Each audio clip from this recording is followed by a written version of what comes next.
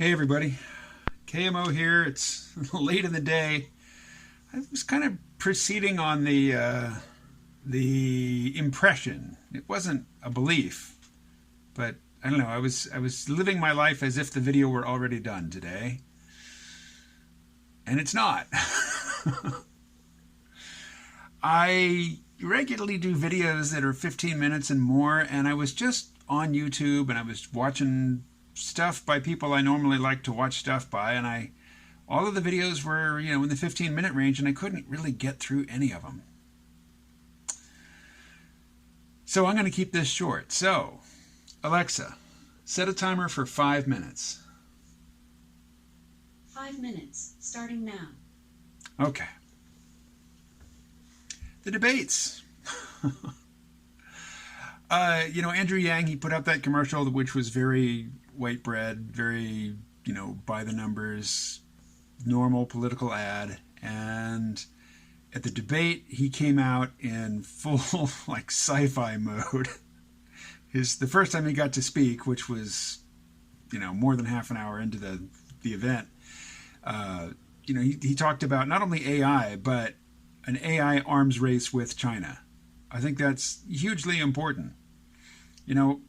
You can say, and a lot of people who follow my stuff and have since, my peak oil days, they're just very anti-technology. They just don't care about the technology, and it's sort of like evidence in their face of, the future didn't go the way that they were expecting it to go. I won't say hoping.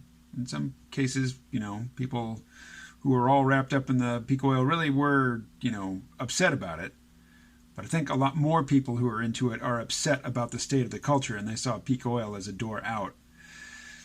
And it's just not. It's not going to be.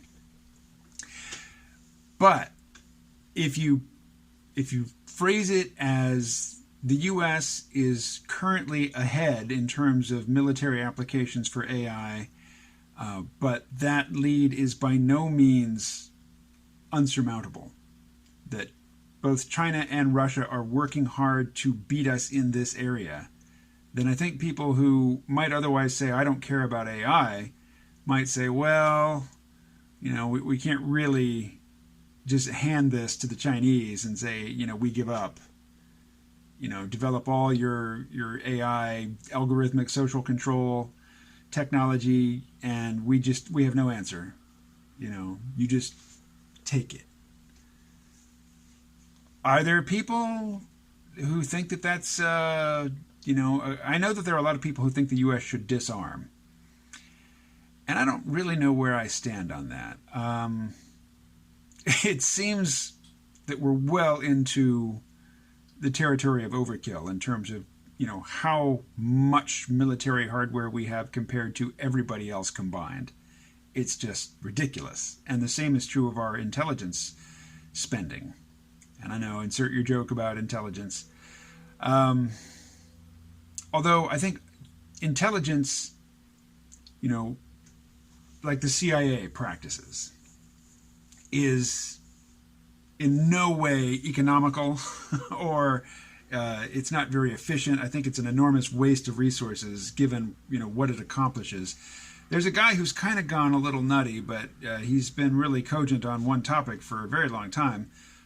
Robert David Steele, I think his name is, and his bailiwick used to be open source intelligence, and he would challenge intelligence agencies to competitions, like, you use your top secret, money intensive methods, and I will just use open sources of information, and we'll see who can find out the most on a given topic. Let's pick an assignment, and we will match these two technologies head to head. Open source versus proprietary, closed, secret methods of information gathering. And open source usually wins. So the fact that we spend a whole lot of money on the intelligence services doesn't mean that, we have that much of an advantage over other players.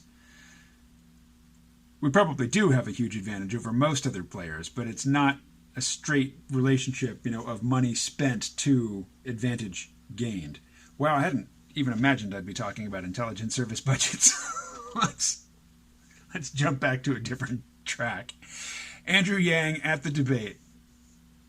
Uh, his most recent commercial was very bland, very vanilla, and then he comes out swinging. He got less than 7 minutes in the whole 2-hour affair in which to speak. But in those 7 minutes, man, he made some tight statements. I mean, really good, maneuvers inside the very small space he was allotted. I particularly liked his answer to the what would you do about the evil white people question. And, he turned it around to we have to let our kids know that they are valued. All the sources that cause despair in, middle-aged people. Alexa, stop. Alexa saves the day. I was just about to start commenting on Paul Joseph Watson's most recent video, which is about suicide. And how, in the United States anyway, the top demographic for suicide are middle-aged white men. Boomers more than Gen Xers, but still. My dad committed suicide. He was a middle-aged white man. Although he wasn't living in this environment with these particular psychological pressures. His were more bespoke, you might say. All right, well, that's the 5 minutes. So I'm going to put this up. There'll be no editing. Tomorrow, something more involved. Talk to you then.